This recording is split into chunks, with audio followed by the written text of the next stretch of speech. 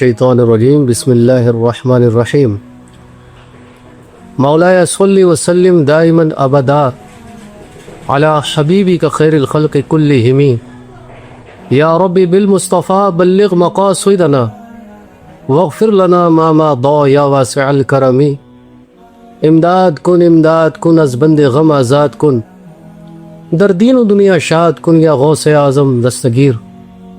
ناظرین، آج ایک نئے موضوع کے ساتھ، ایک نئی امنگ کے ساتھ، ایک نئے ٹاپک کے ساتھ آپ کی خدمت میں پیش ہے۔ ناظرین، جب سے حضرت انسان کو اللہ رب العالمین نے پیدا فرمایا ہے تو یہ بات ازر من الشمس ہے کہ ہر انسان، ہر بندہ کسی نہ کسی پریشانی کے اندر، کسی نہ کسی مصیبت کے اندر مبتلا رہتا ہے۔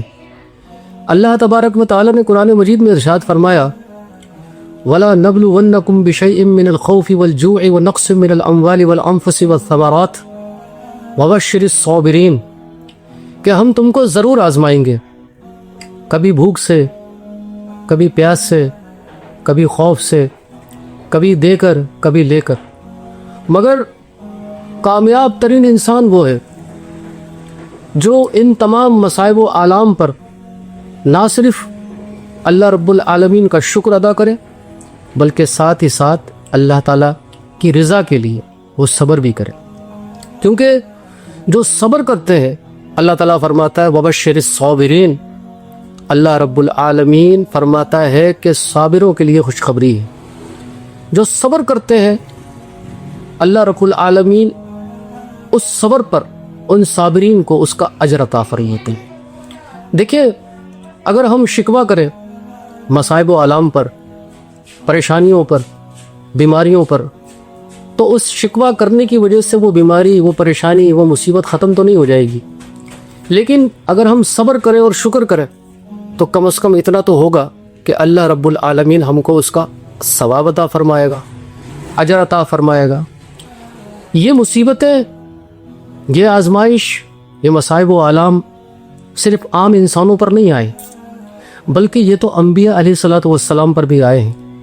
آدم علیہ السلام، نوح علیہ السلام، آتش نمرود اور حضرت سیدنا ابراہیم علیہ السلام، فرعون اور حضرت موسیٰ علیہ السلام، اسی طریقے سے سیدنا اسماعیل علیہ السلام، یہ تمام آزمائشیں، یہ تمام مصائب و آلام انبیاء علیہ السلام پر بھی آئے ہیں۔ اور چونکہ وہ اللہ رب العالمین کے برگزیدہ بندے تھے، وہ اللہ رب العالمین کے مقربین میں سے تھے، لہٰذا انہوں نے نہ تو شکوہ کیا، نہ کسی قسم کا انہوں نے یہ کہا کہ یہ ساری مصیبتیں ہمارے لیے کیوں ہیں، بلکہ انہوں نے صبر کو اپنایا۔ صبر ایوب علیہ السلام تاریخ کے اندر مشہور ہے کہ حضرت ایوب علیہ السلام کے لیے اللہ رب العالمین نے آزمائش کو نازل فرمایا اور آپ نے اس میں شکر کو بجا لائے، اس میں صبر فرمایا۔ آج تاریخ کے اندر ہم صبر ایوب کو پڑھتے ہیں، صبر امام حسین رضی اللہ تعالیٰ عنہ، حضرت امام حسین نے جو صبر فرمایا کربلا کے میدان میں، آج ہم تاریخ کے اندر امام حسین کے صبر کو پڑھتے ہیں۔ کیوں؟ اس لیے کہ جتنے بھی انسان ہیں اس دنیا کے اندر، اللہ رب العالمین جس پر جو بھی مصیبت نازل فرماتا ہے اس نے پہلے ہی اعلان فرما دیا لا یکلف اللہ نفسا الا وسعها، اللہ تعالیٰ کسی بھی جان پر اس کی طاقت سے زیادہ بوجھ نہیں ڈالتا۔ تو اگر آج ہمارے اوپر کوئی مصیبت ہے، کوئی آزمائش ہے، کوئی بیماری ہے، تو وہ ہماری طاقت، ہماری بساط، ہماری استطاعت کے عین مطابق ہے، نہ کہ ہماری طاقت سے بڑھ کر ہے، نہ کہ ہماری استطاعت سے بڑھ کر ہے۔ کیوں؟ اس کا پہلے ہی قرآن مجید میں اعلان ہے کہ ہم کسی بھی انسان پر اس کی طاقت سے زیادہ بوجھ نہیں ڈالتے۔ اب جب یہ بوجھ پڑ ہی گیا ہے، جب یہ مصیبت یا افتاد آ ہی گئی ہے، تو کیا ہی اچھا ہو کہ انسان نہ صرف شکر کرے بلکہ اللہ رب العالمین کے پاک کلام کے ذریعے سے اس مصیبت کو، اس پریشانی کو، اس مصیبت اور اس بیماری کو ٹالنے کی کوشش کرے۔ نبی مکرم صلی اللہ علیہ وآلہ وسلم نے بہت سارے اوراد و وظائف اس سلسلہ کے اندر عطا فرمائی۔ اللہ رب العالمین کے بہت سارے اسماء مبارکہ پریشانیوں کو دور کرنے کے اندر اکثیر کا درجہ رکھتے ہیں، جیسے یا اللہ ہے، یا رحمان ہے، یا رحیم ہے۔ اسی طرح اللہ رب العالمین کا ایک بہت ہی مبارک، بہت ہی عظیم، ایک بہت ہی زبردست نام وہ ہے اسم یا قہار۔ اسم یا قہار وہ اسم ہے جس کی ہیبت سے، جس کے دبدبے سے اس پوری کائنات کا نظام چلتا ہے۔ نہ تو چاند میں یہ طاقت ہے کہ سورج کو جا پکڑے، نہ سورج میں یہ طاقت ہے کہ چاند کو جا پکڑے۔ یہ سمندروں کے مد و جزر، یہ ہواؤں کا چلنا، یہ چڑیوں کی چہچہاٹ، یہ بلند و بالا پہاڑ، یہ موسموں کا آنا اور جانا، یہ سردی، گرمی، خزاں، بہار، سب کچھ اسم یا قہار کی تجلی کے زیر اثر ہے۔ یہ اس کا روب ہے، یہ اس کا دبدبہ ہے کہ فرشتہ اگر کوئی ازل سے، جب سے وہ پیدا ہوا ہے، اگر سجدے میں ہے تو آج تک سجدے میں ہے، اگر وہ قیام میں ہے تو آج تک قیام میں ہے، اگر وہ رکوع میں ہے تو آج تک رکوع میں ہے۔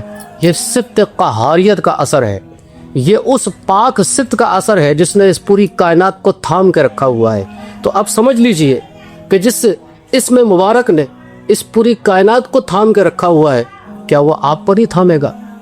کیا وہ آپ کی مصیبت دور کرنے پہ قادر نہیں ہے؟ کیا وہ آپ کی بیماری کو دور کرنے پر قادر نہیں ہے؟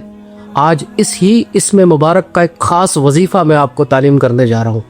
اگر آپ پریشان ہیں، اگر آپ مصیبتوں میں گرفتار ہیں، اگر آپ مقدمات میں پھنسے ہوئے ہیں، اگر آپ کا سفر رکا ہوا ہے یا بندھا ہوا ہے، اگر آپ کسی خطرناک قسم کی بیماری کے اندر مبتلا ہیں اور ڈاکٹر حضرات اس کا علاج کرتے کرتے تھک چکے ہیں اور یہ کہہ چکے ہیں کہ اب ہمارے پاس اس بیماری کا کوئی علاج نہیں ہے، اگر آپ کسی ایسی مصیبت اور ایسے درد میں گرفتار ہیں کہ نہ تو کسی اور وظیفے نے آپ پر اثر کیا، نہ کسی دوا نے آپ پر اثر کیا، نہ کسی اور دوسرے طریقے علاج نے آپ پر اثر کیا، تو آج میں آپ کو ایک ایسا وظیفہ بتانے جا رہا ہوں، ایک ایسا نسخہ کیمیا دینے جا رہا ہوں کہ جس کو آپ کریں گے تو انشاءاللہ العظیم، انشاءاللہ الکریم آپ کو ضرور فائدہ ہوگا۔ بس یقین کامل ہونا چاہیے، بس اس بات پر یقین ہونا چاہیے کہ جو اسم مبارک میں پڑھنے لگا ہوں، اس کی برکت سے، اس کی قوت سے، اس کی طاقت سے، اس کی تاثیر سے میری پریشانی دور ہو جائے گی انشاءاللہ الکریم۔ یہ وظیفہ اسم یا قہار کا وظیفہ ہے۔ طریقہ کیا ہے؟ اس کو اچھے طریقے سے سماعت فرمائیے۔ آپ نے کرنا یہ ہے کہ آپ نے ایک پانی کا برتن لینا ہے، اتنا بڑا برتن کہ جس میں آپ کے ٹخنے ڈوب جائیں، پانی اتنا ہو کہ اس میں آپ کے ٹخنے ڈوب جائیں۔ اب آپ یا تو کسی کرسی پر بیٹھ جائیں یا کسی چارپائی پر بیٹھ جائیں، ہاتھ میں آپ تسبیح دے لیں۔ اب آپ نے اپنے ذہن کے اندر، اپنے دل کے اندر یہ نیت کرنی ہے کہ میرے اندر جو بیماری ہے، جو پریشانی ہے، جو جادو ہے، جو اثرات ہے، جب میں یہ پڑھ رہا ہوں تو میرے پورے وجود سے نکل کر میرے پاؤں کے تلموں کے ذریعے سے اس پانی کے اندر جذب ہو رہے۔ اب آپ پڑھنا شروع کر دیجئے، روزانہ پڑھیے، کوشش کریں کہ ایک وقت مقرر کر لیں۔ اگر سردی ہو تو گرم پانی، اگر گرمی ہو تو ہلکا ٹھنڈا پانی آپ لے لیجئے۔ اب آپ نے پڑھنا ہے، اور کتنی دفعہ پڑھنا ہے؟ پہلے آپ نے 11 مرتبہ درود پاک پڑھنا ہے۔ کون سا درود پاک پڑھنا ہے؟ درود ابراہیم پڑھنا ہے۔ پھر آپ نے 1100 مرتبہ یا قہار پڑھنا ہے۔ کیسے پڑھنا ہے؟ یا قہارو، یا قہارو، یا قہارو، یا قہارو، اس طرح سے آپ نے پڑھنا ہے۔ جب آپ یہ پڑھ چکے تو آخر کے اندر آپ نے 11 مرتبہ درود ابراہیم دوبارہ پڑھنا ہے۔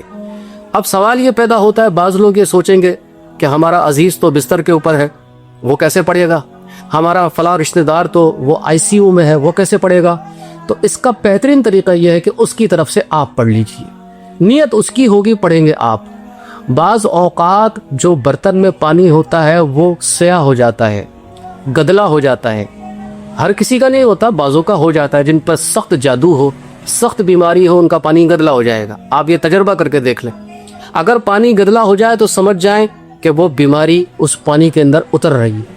اب جب آپ یہ پڑھ چکے تو روزانہ آپ نے اس پانی کو کسی کیاری کے اندر، کسی گارڈن کے اندر، کسی باغ کے اندر، یا سمندر کے اندر، یا دریا کے اندر، یا نہر کے اندر، یا کسی تالاب میں آپ نے وہ ڈال دینا ہے، اور دوسرے دن آپ نے دوبارہ نیا پانی لینا ہے۔